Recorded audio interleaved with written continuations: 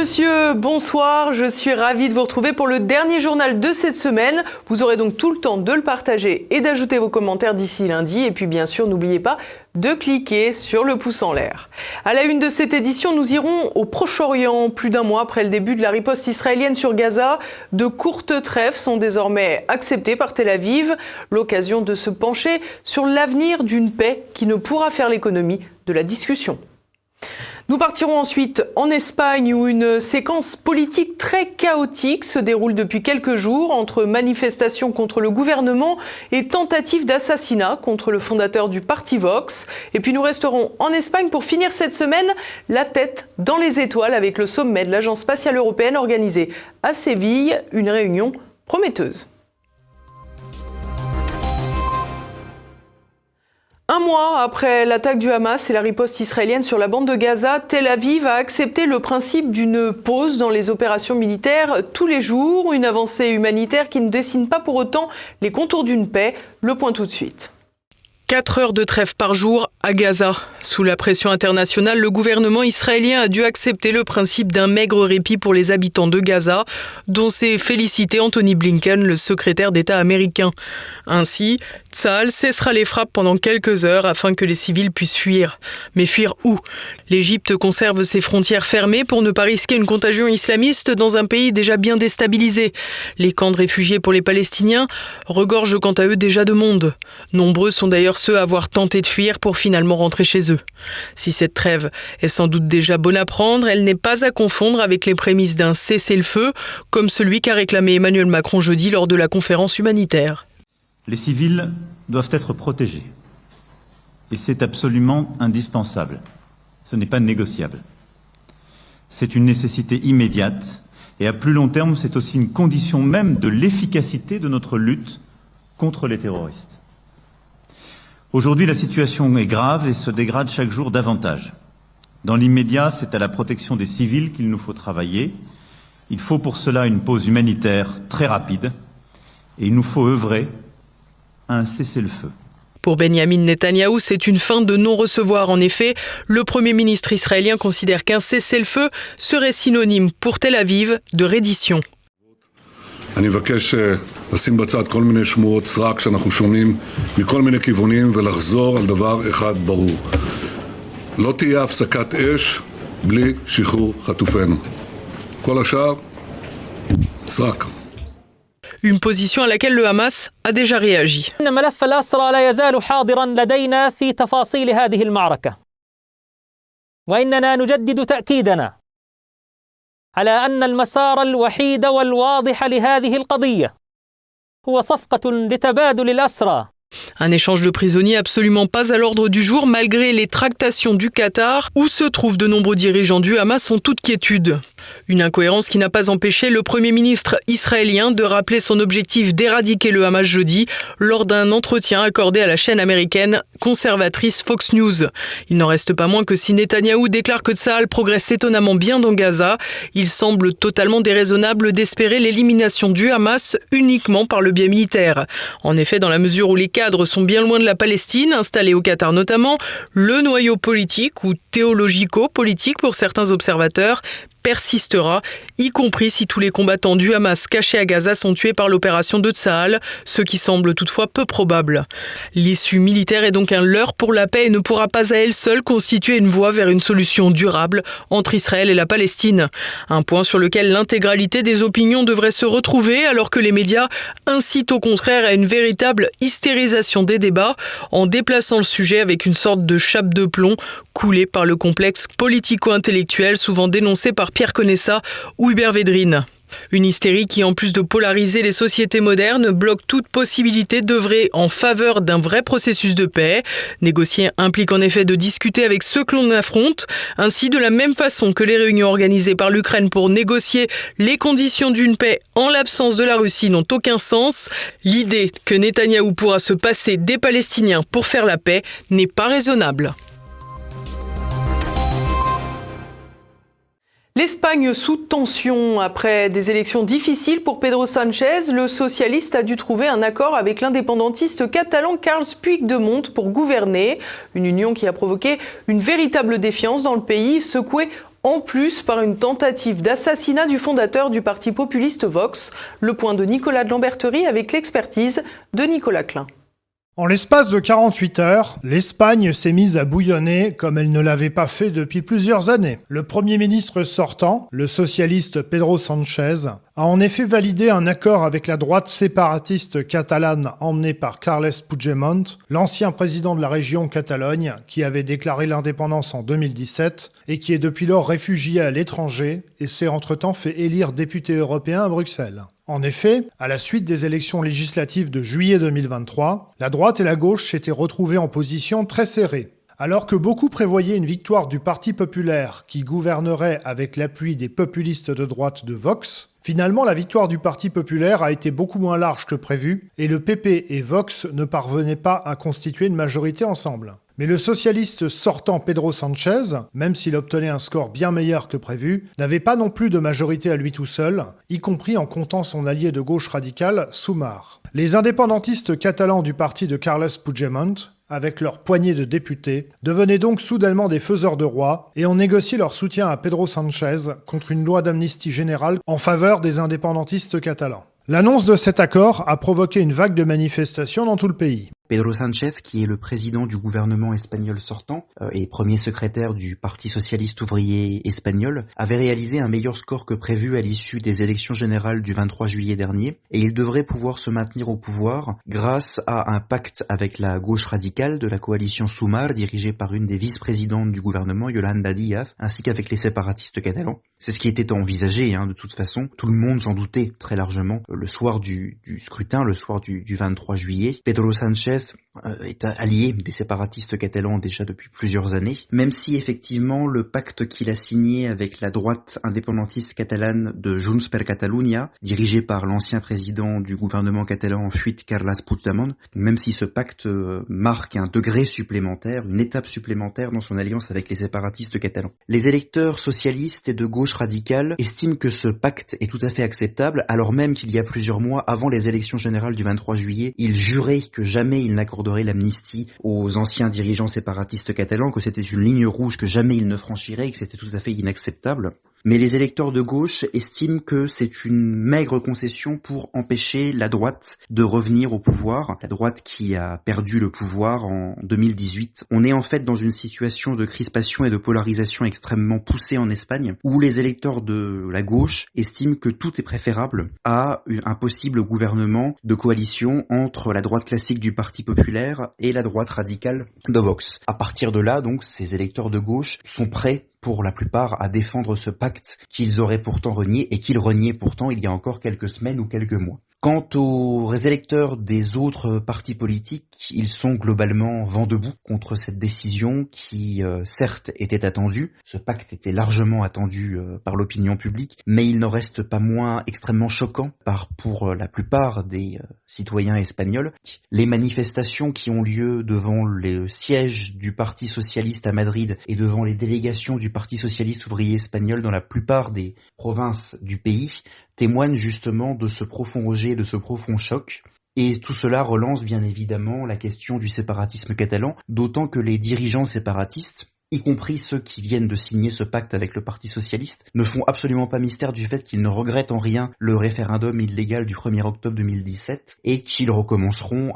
Ces derniers veulent profiter au maximum du besoin que Pedro Sánchez a de leur siège, puisqu'il lui manque actuellement 7 sièges pour pouvoir être élu président du gouvernement. Et c'est dans ce cadre qu'il a signé avec eux, avec les séparatistes catalans de Junts per Catalunya, un pacte qui implique notamment une amnistie généralisée pour les dirigeants, anciens dirigeants et militants de l'indépendantisme catalan. Une amnistie qui court de l'année 2012 à l'année 2023. L'État central espagnol, s'il tient sa parole, devrait également céder l'intégralité des impôts qu'il perçoit en Catalogne au gouvernement régional catalan, ce qui était aussi une des demandes les plus anciennes du séparatisme catalan, car ils la conçoivent comme une étape dans l'indépendance. En même temps que l'événement lié à l'amnistie des séparatistes catalans, un autre événement a secoué le pays. Une tentative d'assassinat sur Alejo Vidal Quadras, figure conservatrice de Catalogne, connue pour son hostilité au séparatisme catalan. L'ancien chef du Parti populaire en Catalogne, puis vice-président du Parlement européen, puis membre fondateur de Vox, était ainsi atteint d'une balle dans le visage à la sortie de la messe.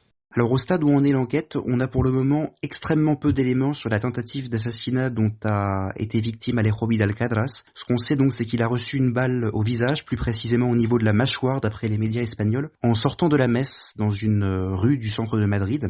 Son assassin présumé est une personne à moto qui portait un casque. La moto a pris la fuite très rapidement, donc on ne sait pas exactement qui est cette personne. Les forces de l'ordre espagnoles semblent avoir communiqué aux médias que leur première piste était effectivement l'Iran, puisqu'on connaît les liens d'Alejo Vidal-Quadras et plus largement d'une bonne partie des dirigeants de Vox avec l'opposition aux dirigeants iraniens actuels. C'est un mystère pour personne, et de fait ça n'a rien d'illégal en Espagne de toute façon, mais c'est la première piste que donne la police, bien qu'il soit évidemment beaucoup trop tôt pour se prononcer à ce sujet. Dans tous les cas, il me paraît aussi extrêmement risqué à ce stade de l'enquête de dire qu'il existe un lien entre la tentative d'assassinat dont a été victime Alejo Vidal-Quadras et les pactes passés par Pedro Sánchez avec les séparatistes catalans ainsi qu'avec les manifestations qui ont actuellement lieu en Espagne contre ce pacte. Les deux événements ne sont peut-être pas du tout liés, ça, seul l'avenir pourra nous le dire. Le secteur aérospatial européen face à un véritable défi. Empêtré dans une crise depuis plusieurs mois, l'Agence spatiale européenne a réuni ses membres cette semaine à Séville, en Espagne. Une unité incontournable si le vieux continent veut pouvoir rivaliser avec les géants américains et chinois. Explication tout de suite.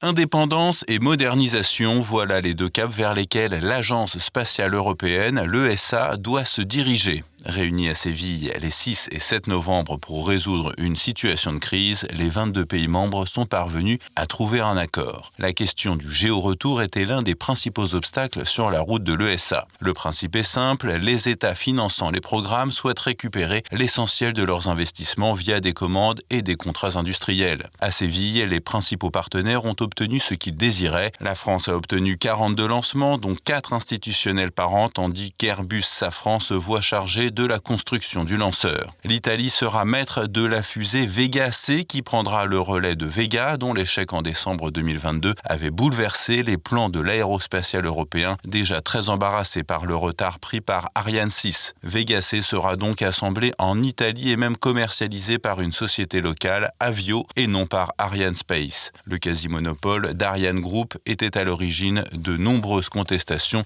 tant en Italie qu'en Allemagne. Des subventions seront finalement alloués par les États membres de l'ESA à chacun des programmes. Les projets de lanceurs les plus prometteurs qui verront le jour seront également soutenus, de quoi a priori satisfaire toutes les parties prenantes. L'Agence spatiale européenne, contrairement à ses rivales internationales, doit trouver des compromis pour satisfaire plusieurs nations.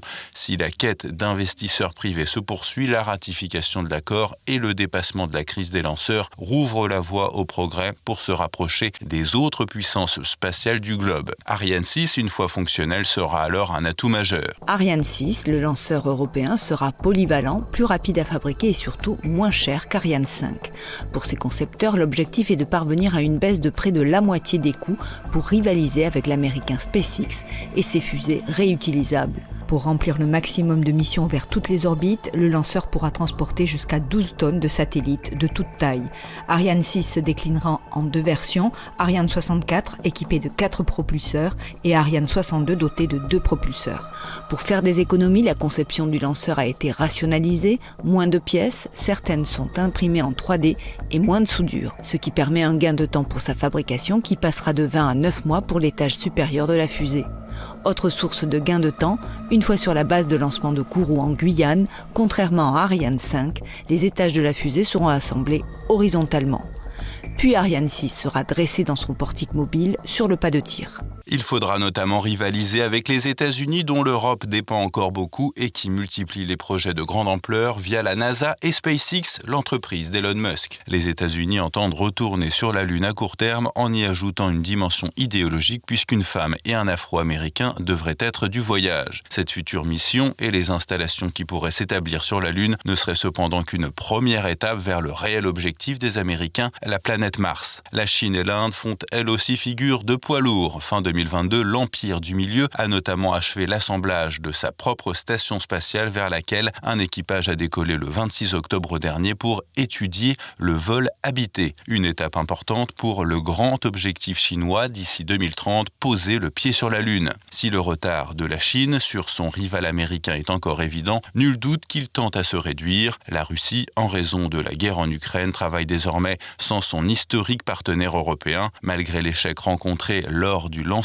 d'une sonde vers la Lune l'été dernier, la Russie ne manque pas d'ambition et pourrait à terme collaborer à de grands projets avec la Chine, notamment sur une base en orbite lunaire. Rendez-vous donc dans 10 ou 15 ans au plus tôt. Synonyme de recherche scientifique, la conquête spatiale est désormais gage de développement militaire. Satellites et systèmes de défense sont indispensables et chaque grande puissance, y compris l'Europe, sera amenée à s'y atteler tôt ou tard. Et partons à présent faire le tour de l'actualité en bref avec Renaud de Bourleuf. Emmanuel Macron a fêté les 250 ans du Grand Orient. Mercredi, le président de la République s'est rendu à la célébration de l'anniversaire de la loge maçonnique. L'occasion pour lui de faire un rapprochement étonnant avec le judaïsme. La haine des Juifs, la haine des francs-maçons procèdent du même élan. Sont deux préludes, deux prétextes à la haine de la République. Puisque s'en prendre à un Juif, c'est toujours aussi chercher à atteindre le projet politique qui le reconnaît libre et égal, qui le reconnaît comme tel. C'est toujours chercher à atteindre la République. Un discours qui s'inscrit dans un agenda particulier avec la manifestation organisée dimanche contre l'antisémitisme. Le débat sur le projet de loi immigration se passe aussi à la télévision.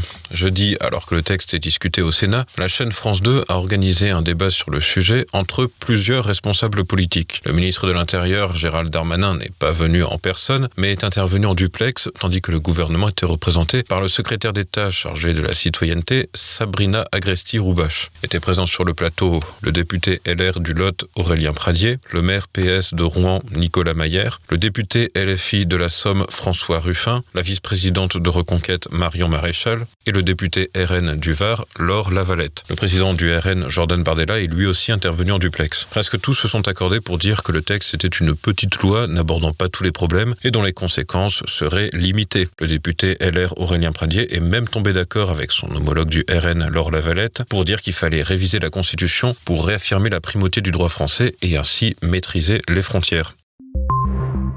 Une humiliation de plus pour Darmanin. Jeudi, le Conseil d'État a annulé la dissolution du groupe d'activistes radicaux Les Soulèvements de la Terre. Cette décision avait été prononcée par décret lors du Conseil des ministres le 21 juin dernier, après les manifestations contre les méga-bassines où d'importants affrontements avec les forces de l'ordre avaient eu lieu. Le Conseil d'État avait suspendu la décision le 11 août pour se pencher sur la conformité du décret. Sur le fond, la juridiction a estimé qu'aucune provocation à la violence contre les personnes ne pouvait être imputée au mouvement, précisant que si des provocations et agissements violents à l'encontre des biens avaient eu lieu, la dissolution n'était pas une mesure adaptée. Étonnant que les dissolutions prises contre les organisations patriotes n'aient quant à elles jamais bénéficié du discernement et du relativisme du Conseil d'État. Les citoyens verts de rage face à leurs élus. Depuis lundi, le maire Europe Écologie Les Verts de Lyon, Grégory Doucet, organise des réunions avec les habitants. L'occasion de présenter son bilan de mi-mandat et de prendre la température parmi les électeurs. Résultat, c'est plutôt la douche froide. Le maire a beau se féliciter pour le développement du vélo et des transports en commun, ainsi que pour la végétalisation, les habitants mettent les problèmes sur la table. Les puces, les rats, la violence, les problèmes de circulation et les travaux à n'en plus finir. Et ce n'est visiblement pas l'opération comme actuelle qui va changer l'opinion des Lyonnais.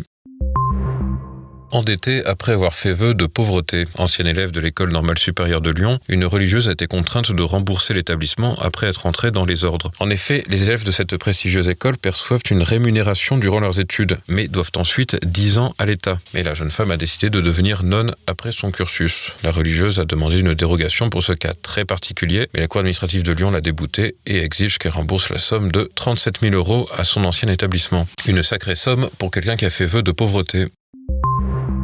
En parlant de pauvreté, la France reçoit l'aumône des financiers américains. Mercredi, la banque new-yorkaise JP Morgan a porté à 100 millions de dollars son aide aux quartiers et aux entrepreneurs dans notre pays. La France est le seul pays étranger à bénéficier des actions prétendument philanthropiques de la grande banque américaine. Sans grande surprise pour une banque contribuant au mouvement Black Lives Matter, la grande partie est concentrée sur la Seine-Saint-Denis. Une vingtaine d'associations actives dans le département d'Île-de-France ont ainsi bénéficié de ces fonds. Selon JP Morgan, les programmes d'accompagnement, actifs depuis plus de 5 ans, ont permis à plus de 8700 micro-entrepreneurs et 600 commerçants d'être plus résilients.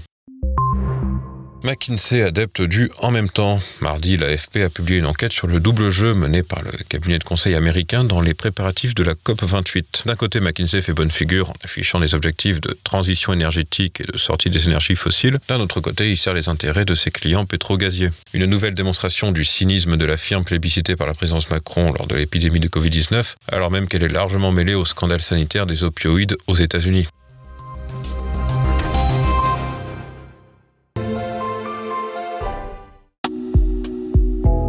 Aper, un vêtement à votre identité.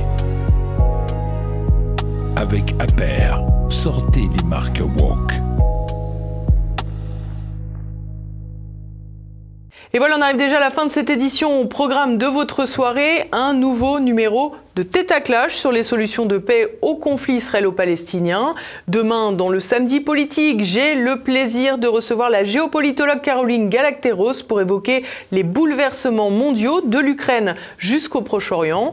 Dimanche, vous retrouverez Orage de papier. François Bousquet reçoit l'historien Bernard Lugan pour son ouvrage Éloge du duel. Et dans Terre de mission, Jean-Pierre Maugendre évoque la prière pour les défunts avec le père Danziek. C'est à présent la fin de cette édition. Merci à tous pour votre fidélité. On se retrouve la semaine prochaine, lundi. En attendant, bonne soirée et portez-vous bien.